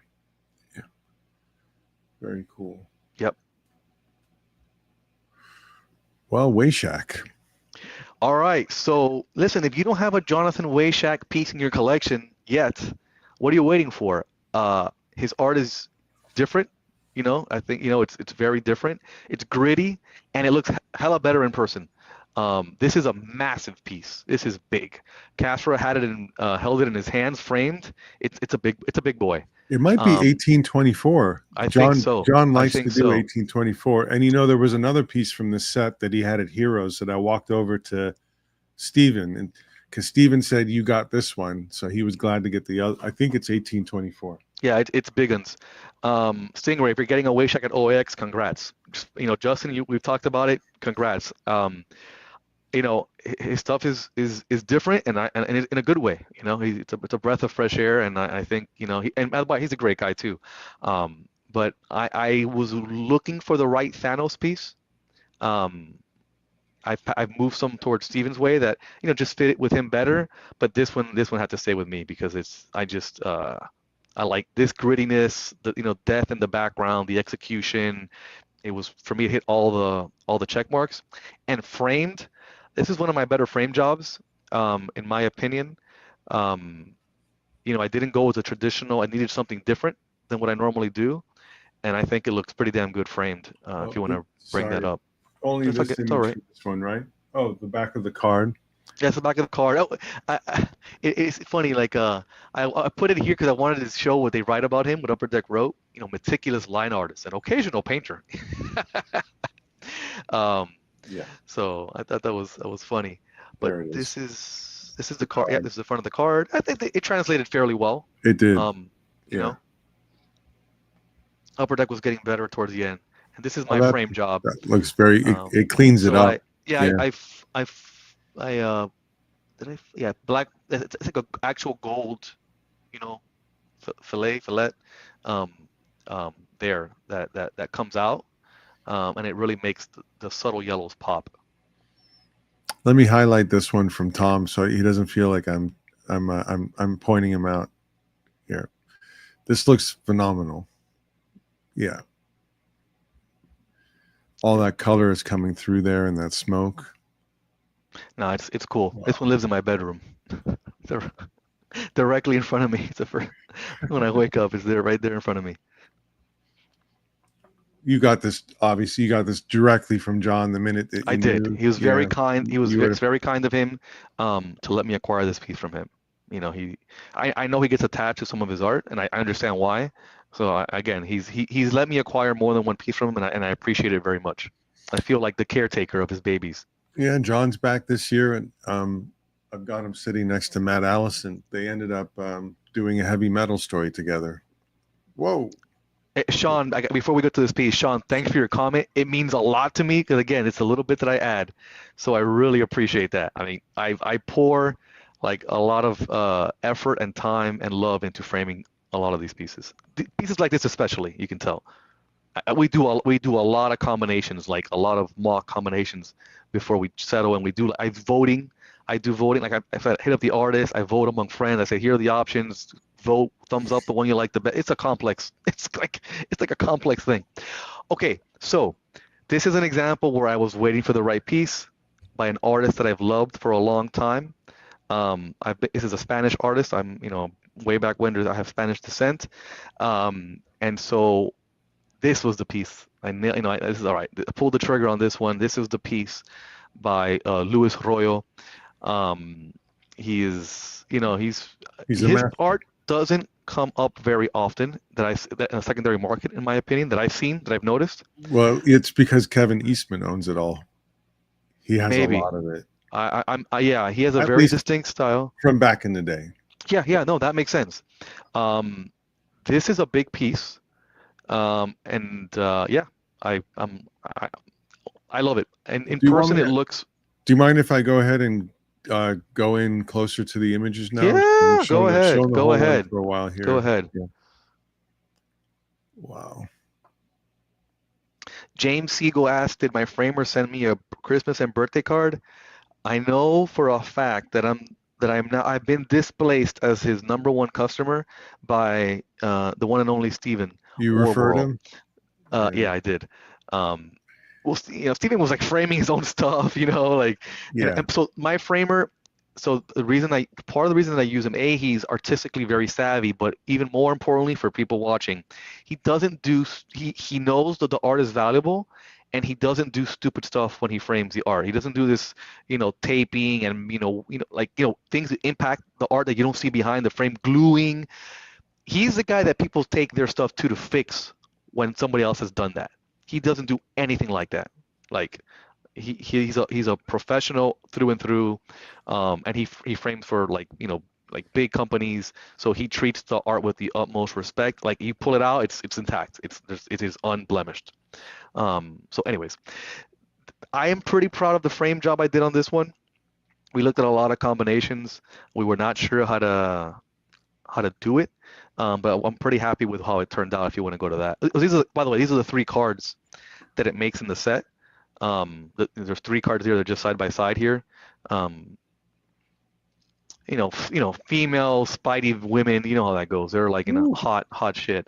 But this is my frame job. Yeah, you There's did the textured matting exactly, because of the fading of the technique he used for fading around boom.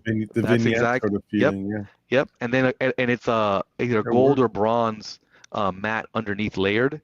And it's kind of lifted off of the piece a little bit to kind of give it some depth. And this is essentially, the centerpiece of my Spidey wall, of my Spidey art wall. This piece lives top center with all the other Spideys around it. So the piece is so warm now. Very. I know there's probably yellow lighting where you took it to. It just seems very warm. Yeah. It's an interesting piece, right? Artistically, it's interesting. This is. Yeah, but guys, you see this, but then you see it like this, and you can see what a difference that framing really, really brought out the color.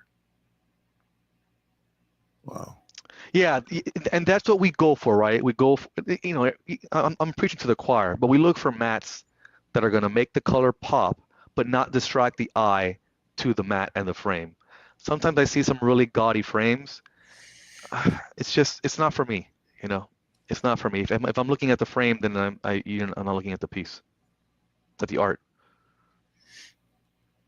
I don't think he was a goat smuggler. Maybe we need to do the series, Perna, to clear up some of the details. I think it was, it might have been, weren't you and Lewis in business doing exotic snakes at one point? I thought that's what it was. I think you misheard about my exotic snake. That's a different thing completely. Oh, my goodness. There we go. Oh, I got to throw in my golly gee willikers. All right. What do we got here? Okay, here's a surprise. I think a surprise on the list. I don't think this is my dark horse candidate for top 10. I don't know how many of the U.S. the collectors who do U.S. art know this artist. I think you should look him up, check him out. He's known in the Italian art world, and he put together a beautiful set of art for this Marvel Platinum set. This is the published card, okay? So this Wicked Dr. Octopus is the final piece. It's digital coloring by him. But wait till you see the original. Oh, yeah. He's good. I think he's great. This is Corrado Mastanuo. Oh my God, I was practicing, and I Help was me. practicing earlier Help to say me. his name Do it. Practice correctly. here. It's Mastantuono. Corrado Mastantuono. Super nice guy. I heard he was starting to do some, possibly doing some U.S. stuff. Um, Listen, this guy's talented. He's not a young buck, you know. He's talented. Um, Again, I'm only showing one piece per artist for a reason, but I could show you his other stuff that he did for the set, which I have as well, and it's nice, man. Some really unique takes on the characters.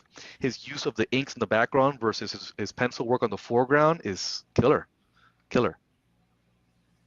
Hmm. It's a good guess. It's a good guess, James. And by the way, like little things, you know, like his signature, like are just like, Mhm. you know, pretty cool. It's very cool, actually. Yeah, I want to Yeah, see it. I need to see more of his work to have a little yeah, bit better context. But yeah, there's I, incredible skill. There's a lot of fresh stuff. A lot of yeah, fresh stuff yeah. here, Uh, and there's some technical. There's obvious technical training too. A lot of technical training. yeah, yeah, yeah, yeah. Doc has to stop. Yeah, but he always does, right? He always skips leg day, right? That's like a standard fare for him. That's He's part of top what heavy. makes the figure interesting. Is the almost atrophied legs. Yeah, yeah. Of course, if you had eight, things like this, would you really even need your legs?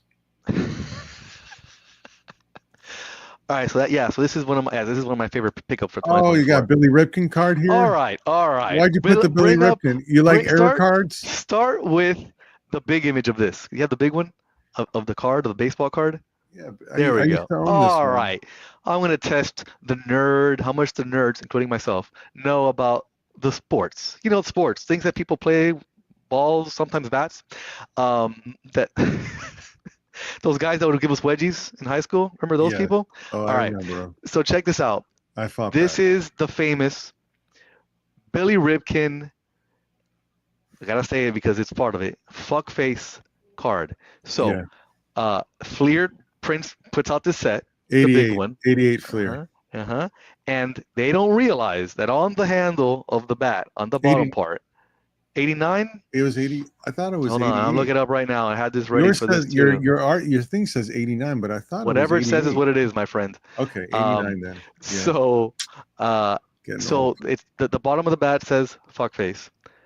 They freak out and they have to reprint a lot of this card. Oh, they And blocked it out first. Do you remember? They had a square block. yeah, and there's And actually I read then that there's like they erased 12. it. Yeah, yes, damn, I Casper didn't knows know his about all stuff. this back in the day because I was pulling packs back then. 12 variations, Castro, because Yeah. apparently there's like a website dedicated to this card. Oh, I've read the articles. Yeah. So this is a famous card, and then There you go. yeah, this is a blackout, and then you saw the close up. You got the close up there, so people can see the. All right, so check this out. Deadpool. Go to the card first. Don't go to the art. Come on, Castro. Don't skip stuff. I'm not. They're brought I up know, exactly I in the know, order. I So know. Go to the here's card. the card. All right. 88. So There you go. zoom in on that. So in 2019, they come out with an all Deadpool set. It's a pretty fun set. All Deadpool, and an insert set is because Upper Deck now owns Fleer. They go and they reprint the most famous, iconic Fleer cards of all time, and they reprint them with Deadpool standing in for the sports person. All right, this is great. Like, this is genius. By the way, this card sells for like $40. This card, all right, this Deadpool card. Because the other card is so famous, and this is like a great, like for the collectionists, this is a great one to have with it, right? It's awesome. The bottom of the bat, of Deadpool's bat, says Chimichangas. And he's got a taco on his hat. I mean, it's Team Taco. Like this.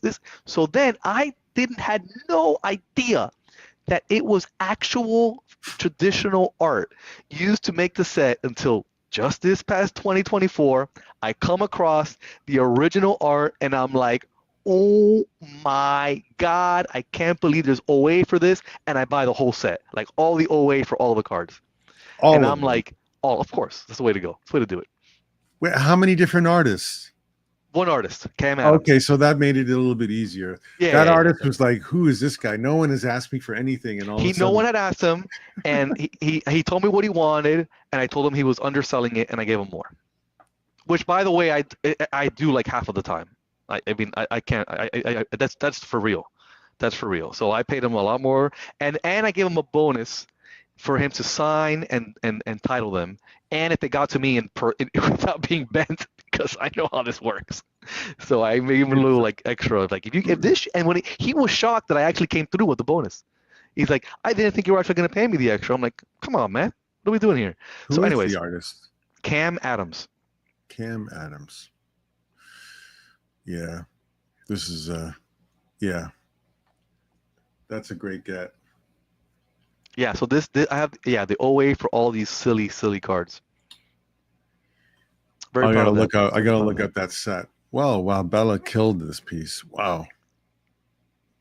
Yes, so I had been looking for an example from the Topps digital stuff. Topps does commission artists to do some of the digital cards, but 90% of it is digitally done, right?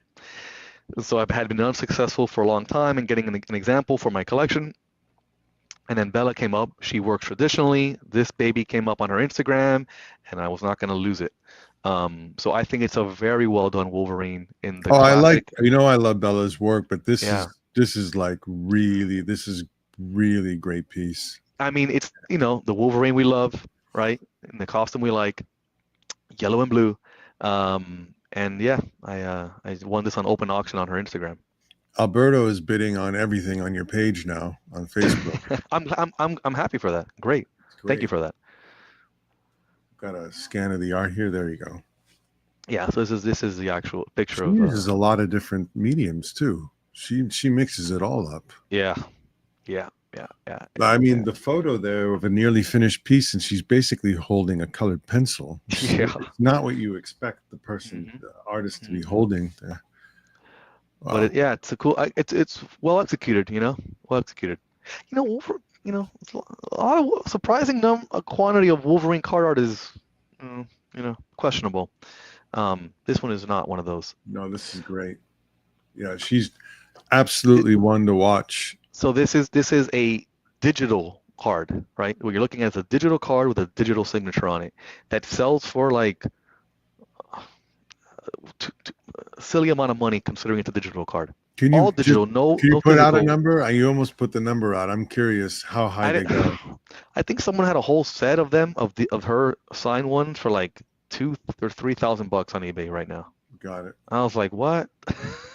Again, it's not a knock on Bella. It's just a knock on the digital part of it. Like, it's all digital. People collect this stuff hardcore. Those digital Marvel cards, man, people are into that stuff.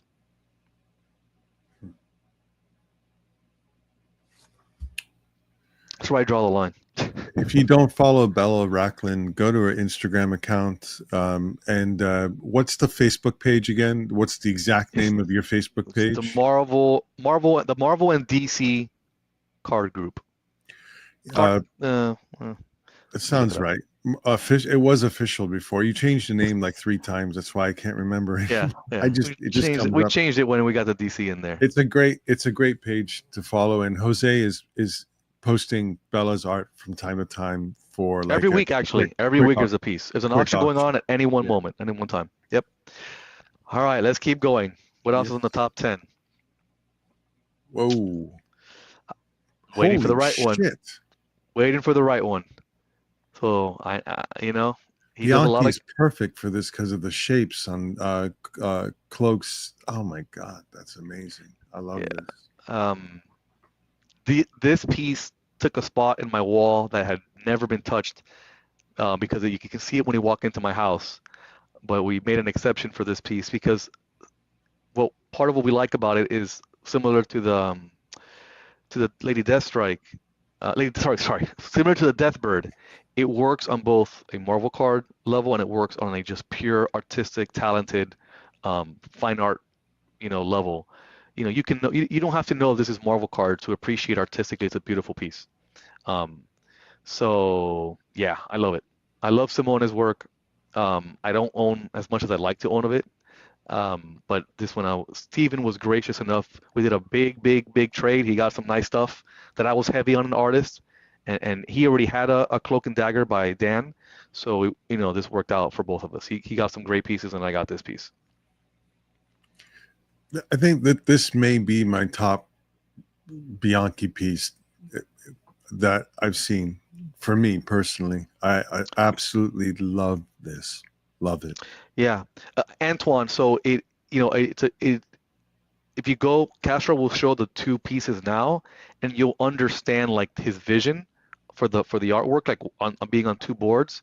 And the way that I have it up in my house, up on the wall, it's actually on two sides of a double door, so it actually works nicely that way. Actually, I wouldn't have a space for it if it was one giant piece. I wouldn't have a place for it right now, because my house is not that big. Um, but this way it does. So this is my frame job on them. I'm pretty happy with this frame job.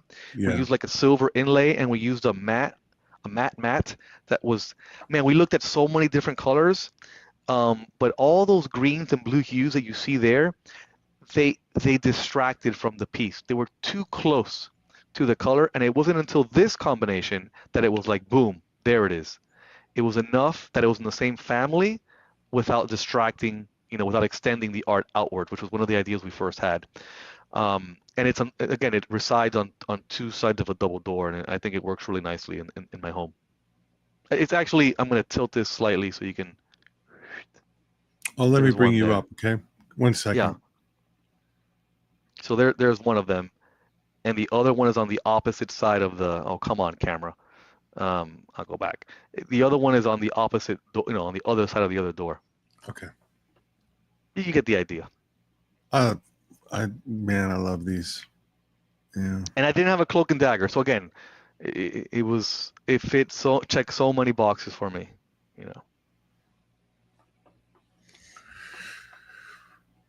Wow. So he did this on his own in 2022. What set was this in? This is Fleer Fleer Ultra Sun. Midnight Suns. Yeah.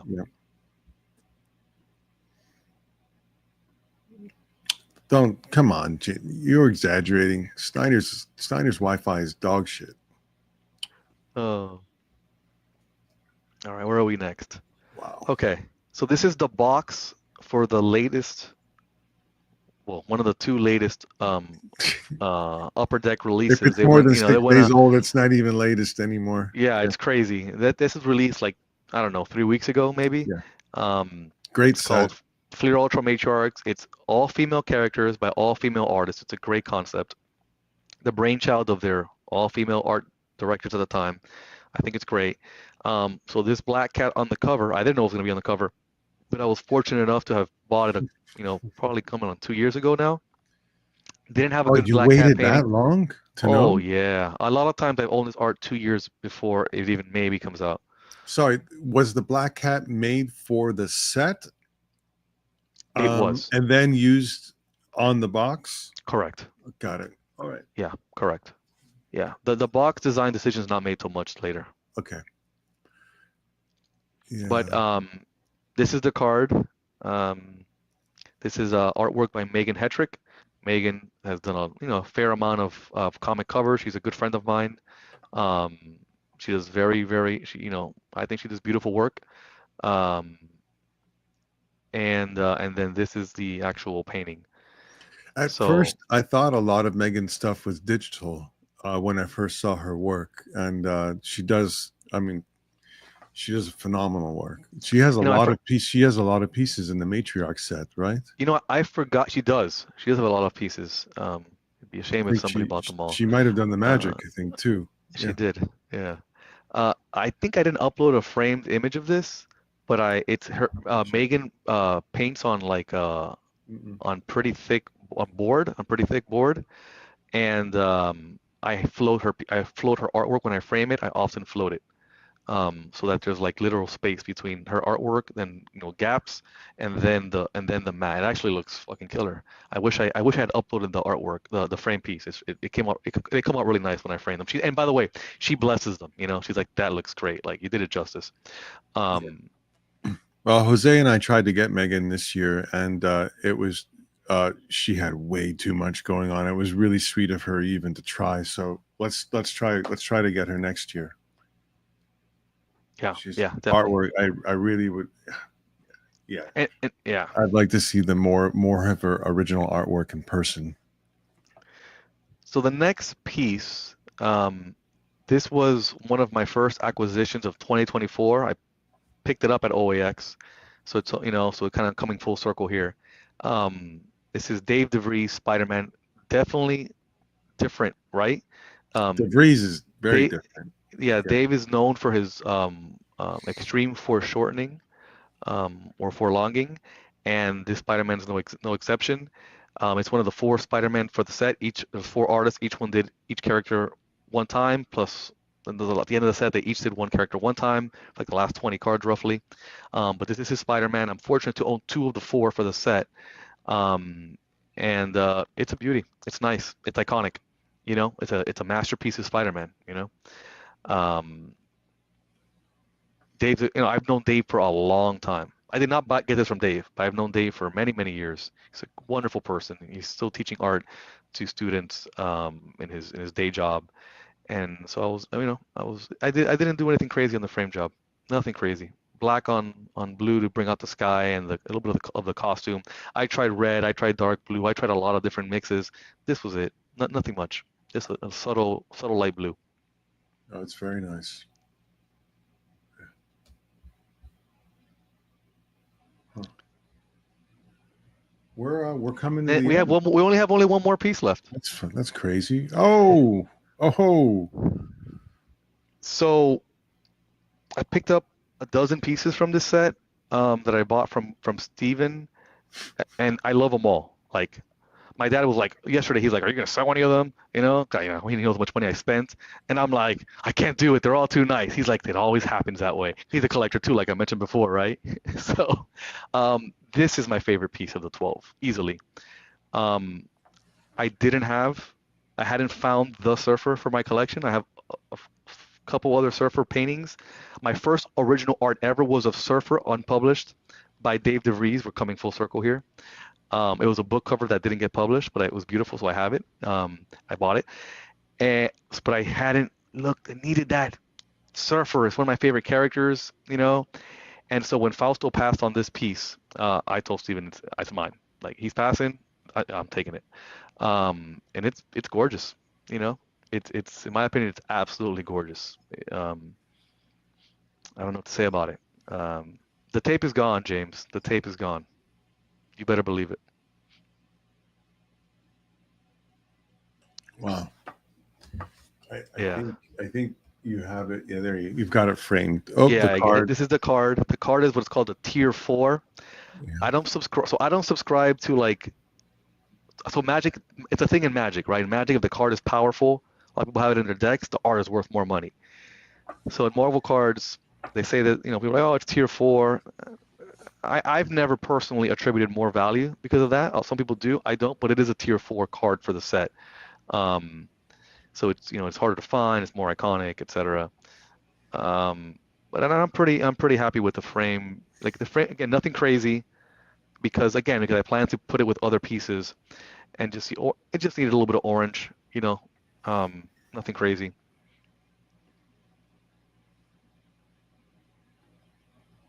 Hmm. And yeah, so Cash is tier 4. I don't know. I really like this piece. I like. It's fantastic. No, yeah.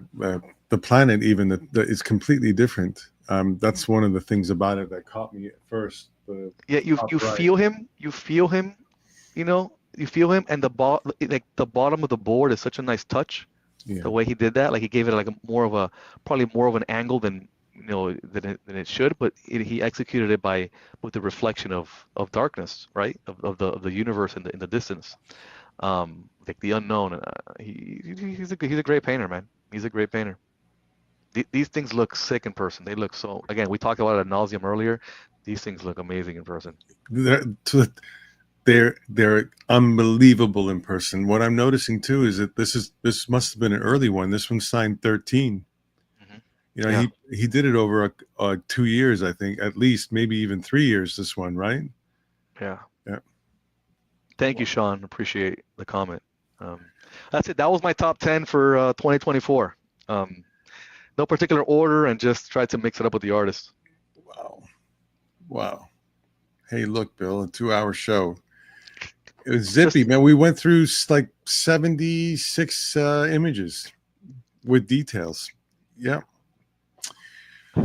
Louis, we got to get you on here and show off some of that Moon Knight beauties you've got, and the Eric stuff, and and have everyone want you to record their like voicemail messages on their phone with that beautiful voice of yours. Yeah.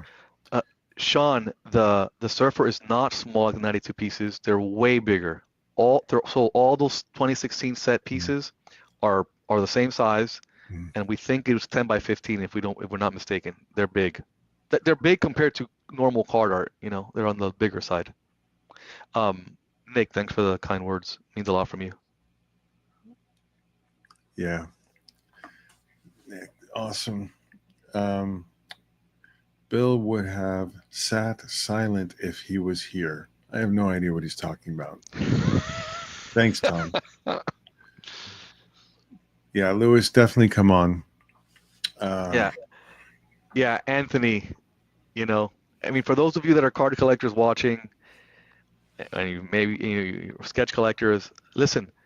I see cards sell for 2, 3, 4, 5. I saw a brand new Tops release Wolverine card on eBay. And I don't know what the actual sale price was. I didn't look up the truth, but it was listed at 6 and it was sold for 6,000.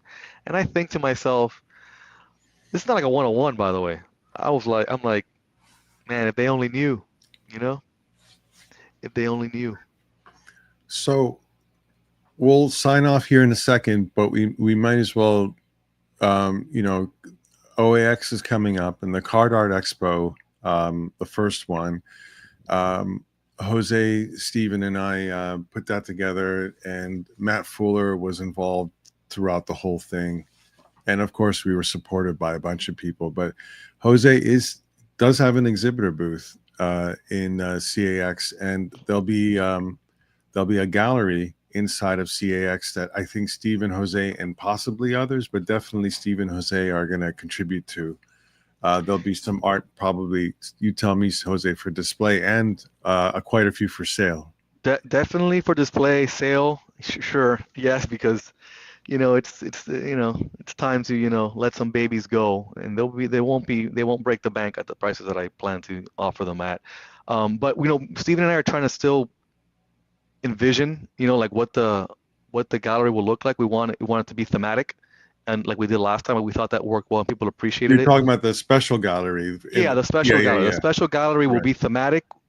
We're not sure what the theme will be, if it'll be like a Marvel Universe art throughout the years, or if it'll be a different series, a different card series throughout the years. Like, we definitely will have some 2016 masterpieces because people have asked a lot, to see those in person, and they're worth seeing in person. And then we'll match up pieces to the artists that'll be there, like Julie will have an homage to the Hilden brand. Yeah, So exactly. so there'll be a taste of that in there, but the final is still. Once Steven and I know, like, that'll come together really quickly once we get the theme, because we have enough art to probably fill up any theme. But there should yeah. be some 2016 Marvel Masterpiece Josco pieces left for sale. There will be some. There will be some 2016 for sale. Yes. Yeah, and Ryan, of course, CAX is part of OAX. So is the IAX. All of them are built into the show. It's just a great way for us to be able to attract top talent and build it out of a little core and little nucleus, and build it out a little bit quicker than we otherwise could. Like, if it's up to me, we're going to more than double the size of both shows at OAX 2026. Anything else? I mean, Big Phil doesn't believe you, which is probably right. And which part? Wait, what? Jose said the prices won't break the bank. Suspicion. No, it's. Prices all over the place. Prices all over the place. I mean, the 2016s are the 2016s, but the other ones, Sure. I'm trying to have a very broad range of prices so that people can, get a piece for their collection. Let me know, Marcus, if you want. Under $1,000. Okay, I'll just say that here. I'll get you into you can all hold of the me shows. to that. That there will Under be 100? under 1,000. Okay. Oh, sure. Yeah, several pieces sure. under 1,000. I mean, listen, the cards sell for, 101 cards sell for, Yeah. several. It doesn't make any sense. So, James, we've got Miller's for Saturday night. So the auction's going to end 8 sharp, if not a few minutes early. 8:30 to midnight or 2 a.m. We've got Miller's. D'Ambrosio, I made the mistake of asking him to go over there and hold down the fort with a whole bunch of free drink tickets. So he's your guy. I hope you can. I hope you can make it, Ryan. There'll be a lot of video out of this year, a lot of posted content all over the place. So maybe it'll be even easier to decide to come.